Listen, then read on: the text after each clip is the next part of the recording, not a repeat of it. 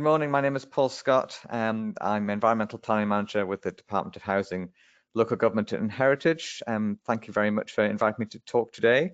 I'm going to give you a gentle introduction to strategic environmental assessment and where we are in terms of its role in planning and land use at the moment in Ireland, and also some upcoming things that are happening both in Ireland and abroad. But firstly, I'd like just to talk about a little bit, go back to basics and talk a little bit about the integration of SEA into planning, because there you can see we've got a hierarchy of national, international environmental policy and objectives, and our strategic plans, and right down to our on-the-ground application for planning permissions.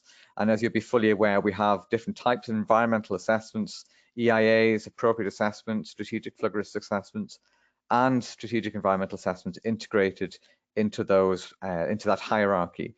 And what we have now after 15 years of SEA is quite a fully mature and functioning SEA process in Ireland.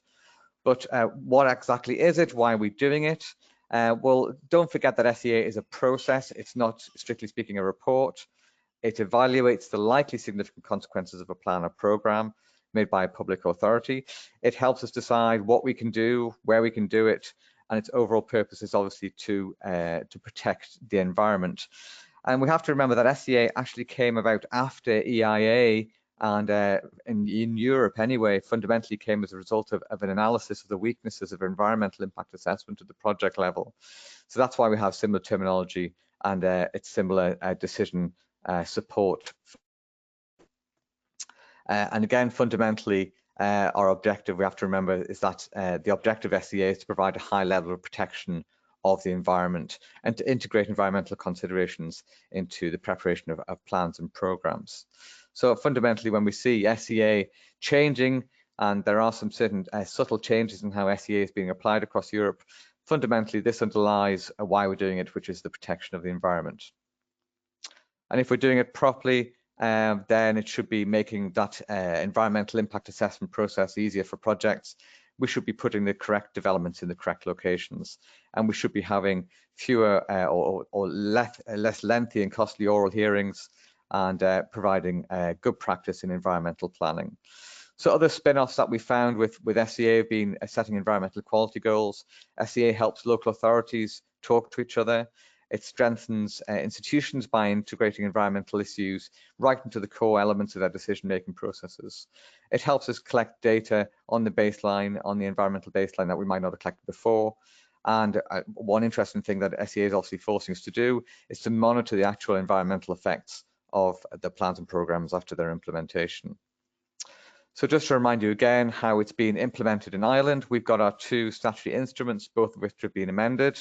And it's important to recognise that 436, SI 436, relates to specific land use plans, and SI 435 relates to everything else, but it also includes the land use planning sector as well.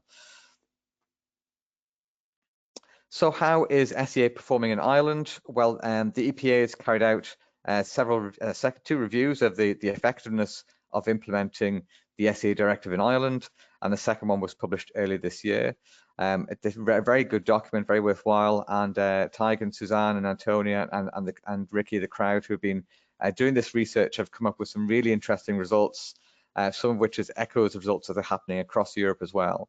They used a series of case studies and interviews and looked at using various effectiveness criteria, which are listed there, to analyse what we are doing well in SEA and what are still the continuing challenges. So in terms of what we are doing well, where we have a greater level of engagement, SEA is now fully ingrained in most of the sectors to which it normally applies. We're seeing SEAs carried out for quite a range of sectors outside of the land use planning sector, and there's generally a greater openness to not only carrying out full SEA, but also considering the need even for screening for SEA as well. SEA is being carried out across a wide range of plans and programs, and a wider range of levels as well, from the local right up to the national level. It is still a decision support tool. It's not a decision-making tool, but it does help to make changes in plans or programs. And we're seeing a greater level of acceptance of the role of SEA in allowing those changes to take place, and take place in a transparent way as well. One of the spin-offs of SEA, of course, is the consideration of alternatives. Often the consideration of alternatives is said to be at the heart of the SEA process. And by forcing decision makers to look at alternative ways of doing things and doing that in a transparent manner, it's leading to subtle and innovative ways of changing the ways of doing things and allowing that to have benefits to the environment and minimizing impacts on the environment as well. But it's not all a glowing report card. There are still some challenges. So alternatives is still a challenging process. Quite often it seems counterintuitive to start to come up with alternative ways of meeting the goal of a plan or program and getting past political priorities or financial priorities or social priorities in considering alternatives that might result in improvements in the environment. That can still be quite a challenge to get that level of acceptance through to the decision makers. Monitoring is probably still the greatest challenge that we have, and that's been echoed across Europe as well. It's still the most significant gap in the procedure. Despite there being a statutory requirement for monitoring of the implementation of the plan in terms of its effects on the environment, there's still a reluctance or a lack of uptake of that process to actually happen. And similarly, the actual integration of the SEA process and integration of mitigation measures into the plans and programs themselves, whilst it might actually happen as part of the SEA process, there is still quite a big jump between that and actually integrating those into the plan or program itself. So what we're trying to encourage, what the EPA is trying to encourage in terms of their good practice guidance, is increased levels of integration of the SEA into the actual text or the meat of a plan or program that's being approved. And there are still challenges regarding engaging the public and trying to get the best out of public participation and consultation processes as well. Now, concurrent with the evaluation of SEA effectiveness in Ireland, there was also an evaluation of the implementation of the directive under the European Commission's what they call the Regulatory Fitness and Performance Programme, the REFIT programme. And that was a very, very large-scale study that looked at all the member states and asked some very, very broad range of questions about the level of effectiveness of implementation of the actual directive itself. The overall purpose being to find out, as I state there, what works, what can be improved, to what extent have the objectives of the directive have been achieved, and why some elements or features are successful or not. In other words, to find out, is the directive still fit for purpose? And you can see from that bar chart just an example of one of the results of the REFIT process. This was asking the question is how to what extent has the SEA directive contributed to a high level of protection of different environmental issues? You'll be aware that SEA just doesn't cure the pure environmental issues like flora and fauna and soil, water and air. It also covers things like population, human health, material assets, etc. And you can see some of the attributes, things like biodiversity, flora, fauna, water and air, they have lots of baseline data associated with them.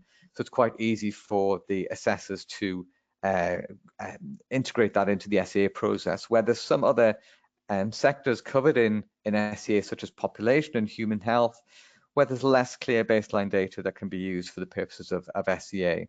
So some environmental sectors are dealt with better in SEA than others. Other challenges that we have in Europe, one of the biggest headaches for some member states is the widening scope and definition of what is a plan and what is a program that will fall under the remit of the directive. And particularly Belgium is having a problem with this issue at the moment, and I'll be coming on to that in my next slide. Similar to Ireland, across Europe, the challenges of ensuring the monitoring of the implementation of plans and programs is an ongoing challenge for most member states. And again, addressing the ability to address new environmental challenges such as climate change, ecosystem services and things like that. And the SEA process, the SEA directive, when it was drafted in the late 1990s and early 2000s, it didn't anticipate such issues being at the heart of some of the environmental decision making that we're seeing now. So the ability of the SEA process to adapt and change to address these new environmental challenges is still, itself is a challenge. But going back to the first one there, the scope of the SEA directive, the directive hasn't changed. It's not likely to change. So in terms of how it's actually applied across Europe, that's being clarified through several different tests, mostly in the ECJ and European Court of Justice. And one of the most important cases is referred to as the d'Outremont case. And I'm just going to say a few words about that now. So the d'Outremont case was really an issue of deciding what is a plan or program that may require assessment under the SEA directive. This was a case that happened, originates back into 2013, where the Walloon region in Belgium, they published a map, a regional map showing areas for wind energy development. That in itself underwent a type of environmental assessment, a type of strategic environmental assessment, and ticked the box in terms of applying or ensuring that map and wind energy locations would have minimal effect on the environment. However, that was followed up by a supporting text document referred to as an order, which introduced some criteria and some rules regarding things like shadow flicker, noise, and other issues like that, separation distances and things like that, that might be, or that would have to be taken into account when designing wind energy developments and improving them. Now that order in itself, the Walloon regional government didn't see that as falling under the definitions of a plan or program, and so it didn't undergo a strategic environmental assessment.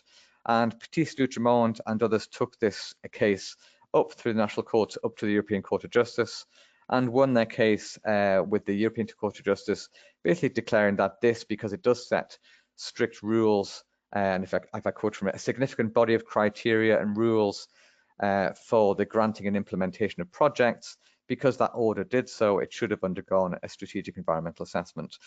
So the lesson that we're getting out of this, and several other cases also coming out of Belgium, often to do with wind energy and the similar types of orders, was that where you have, it doesn't really matter what the title of it is, whether it's guidelines, a circular, whether it's legislation, whether it's an order or an instrument, if it sets the framework for development consent and if it has strict, a significant body of criteria or rules that influence those consents, then it could be that the SEA directive applies to it.